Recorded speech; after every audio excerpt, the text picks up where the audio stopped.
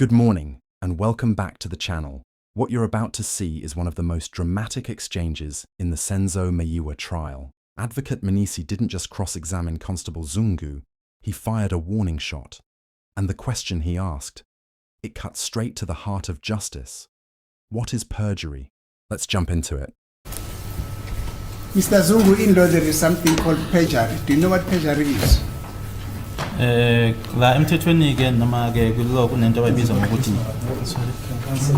basis for the relevance of that question, Yeah, Mr. Mnisi. He doesn't know what perjury is, so what are we going to do? How long have you been a policeman, sir? For 12 years. We have been investigating cases, not so. Do you know what perjury is? Yes, I do. Thank you.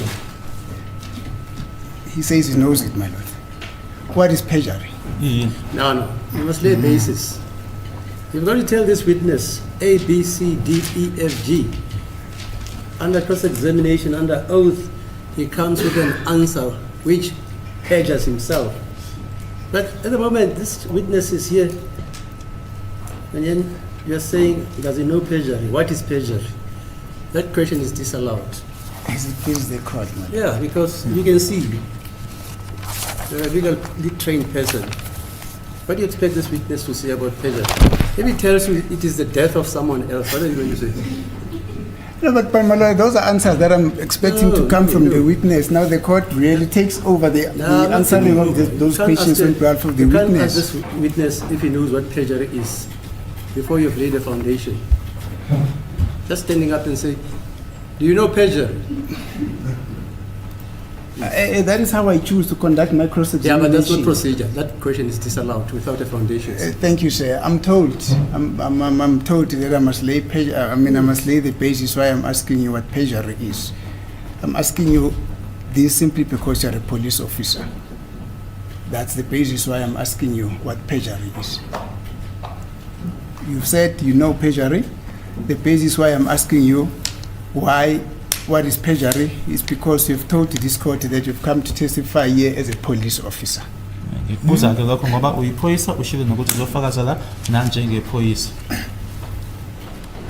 So what is perjury?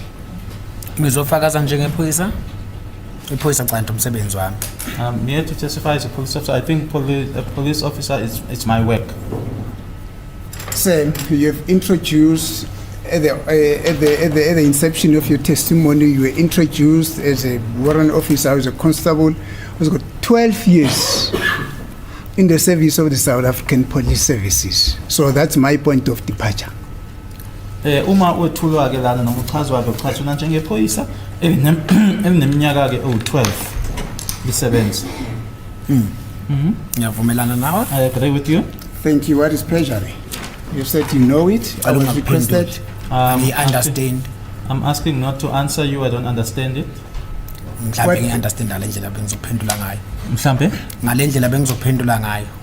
Maybe I don't understand it. Sorry, in the manner in which I was going to answer you. But you've just said to me, you know what perjury is. You can give me the answer that you would have explained on what perjury is. The one I'm thinking. It's fine. You can tell me perjury is monkey, it's fine. It's you. When? What is perjury? When? What is perjury? Yes. I don't know. We have just said you know what perjury is. Let's move along, and we don't see the sense of this cross-examination. With the greatest of respect to my learned friend.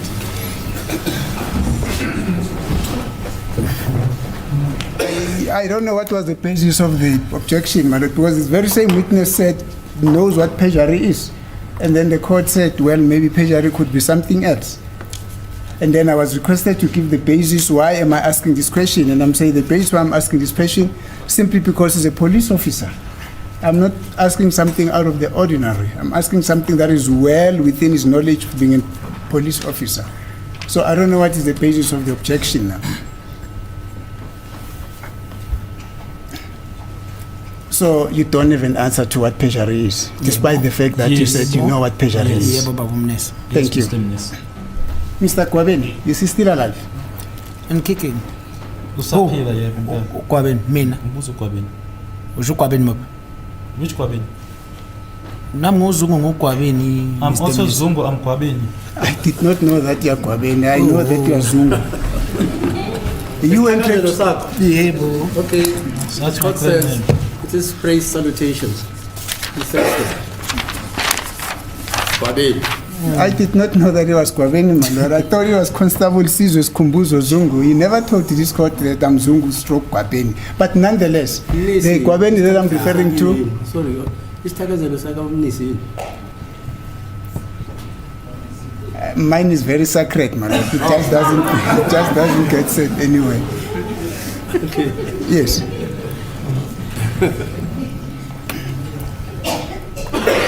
The Gwabini that I'm asking you about is the Gwabini that you allegedly say invited you to go to the, Lo enkhuluma ngayo uGwabini the lo party. uthi wakubiza ukuthi uze ephosphorus. Lobhalwe la statement. The one written in the statement.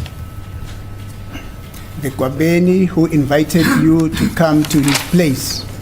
Lo owakubiza ukuthi uze kwakhe. Yebo. Yes, Uye loyo. that's the one. No statement. Is he still alive? Usaphila. Yeah, uyaphila. Yes, he is. Thank you. When last did you see him? Hayibo. Bengimele ngimbone mhlambe kanjani usho ukuthi How? What do you mean? I'm asking when last did you see him?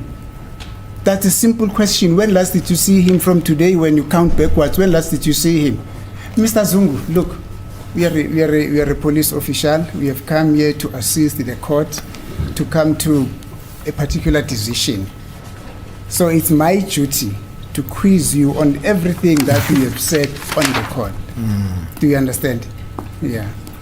And can you please behave in a manner that accords with the decorum of this court? Cela iphatheke ngendlela ehambisana nenqubo yasenkantolo. When last did you see Mr. Gwabini? angikhumbuli. I can't recall. Thank you. Would you agree with me that in your entire testimony, or up to the point at which you're leaving the Basotho hostel where you were with Gwabini, this Mr. Gwabini remains a central piece of your testimony?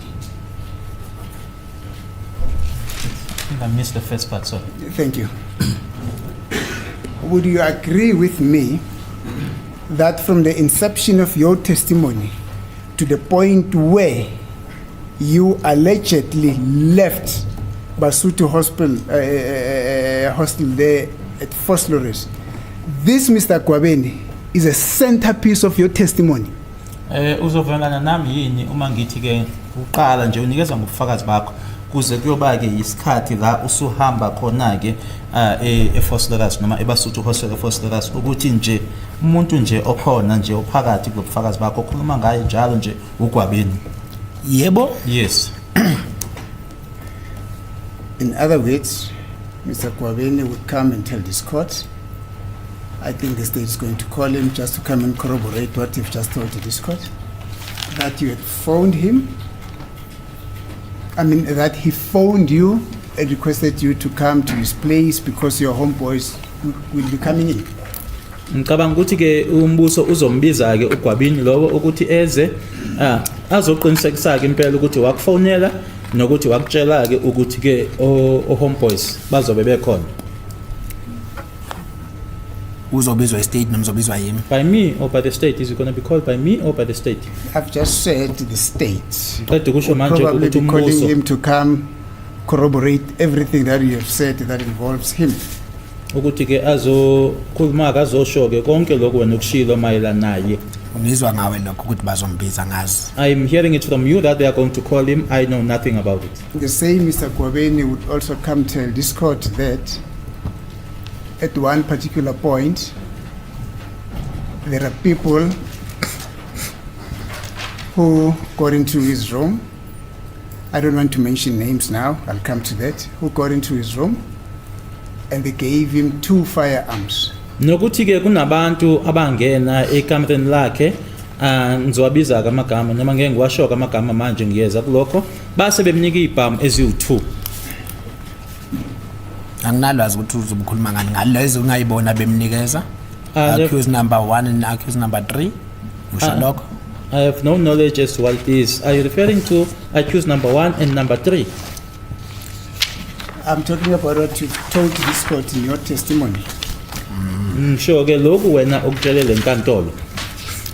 Yikho nami engikushoyo. That is what I'm saying as well. That you're not sure that he will come and say that. Ukuthi uzoza noma ngeke eze angikwazi lokho. Whether he will come or not, I know nothing about that. Thank you. The very same Guabini that you have told this court about will also come and tell this court that whilst you were in his room at that hostel, you further asked him if, after being handed with the 3.8 special firearm, you asked him if that was not the firearm which he said he threw away in the river after shooting at Sinako. Nokuthi ke uGwabini lo uzoza azothi le .38 special owambona enyikwa ukuthi wambuza ke wena asiyona yini le owayilahla emfuleni futhi akusiyona yini le owadubula ngayo uSinako. Lokho ngambuza lokho. I did ask him that. That's what I'm saying. He will come and confirm that. Yiloko ngisho. Sorry. Ukuthi uzoza noma ngeke eze kulungile ngithi nami ngakujabulela ukuzwa. Whether he will come or not, that's fine. I'll also be happy to hear that. And he will say the answer to the question that we have just asked him was that no, it wasn't the same firearm. Uthi wasekuphendula ke wathi cha akusona leso spam leso. Uzosho njalo. Is that what he's going to say? Are you asking me? No, ngizwa wena uthi mawuthi uzosho lokho. I'm hearing you saying that that's what he's going to come and say. I'm saying what you are saying in your statement about him. If yena ezosho lokho, yilokho azokusho mina ngisho lokho kangakukhuluma naye. Engakhuluma naye yikho lokho. If that's what he's going to say, then he's going to say it. But I am telling that which I asked him. That is what I asked him or I spoke to him about. Thank you.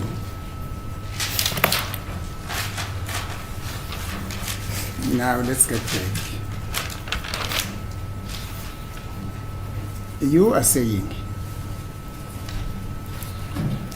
when you made the statement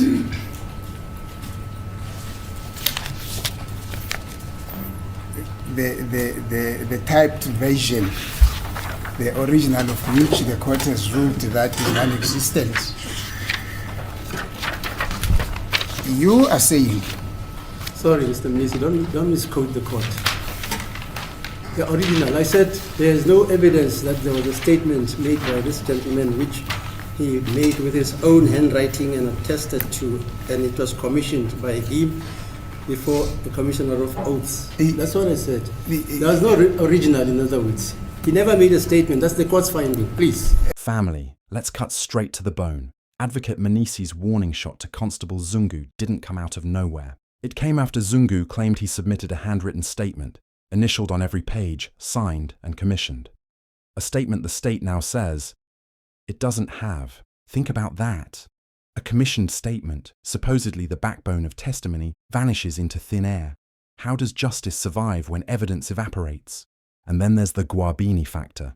Throughout Zungu's testimony, Guabini is the centerpiece, the anchor, the corroborator, the one person who could either validate or collapse Zungu's story.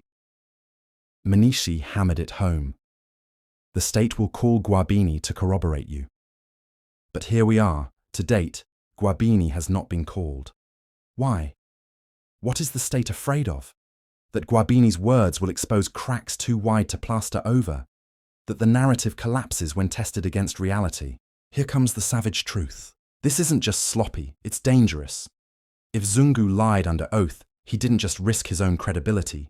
He risked destroying the lives of the accused. Perjury in a murder trial isn't a technical glitch. It's a civic crime. It's the kind of betrayal that poisons the well of justice for everyone.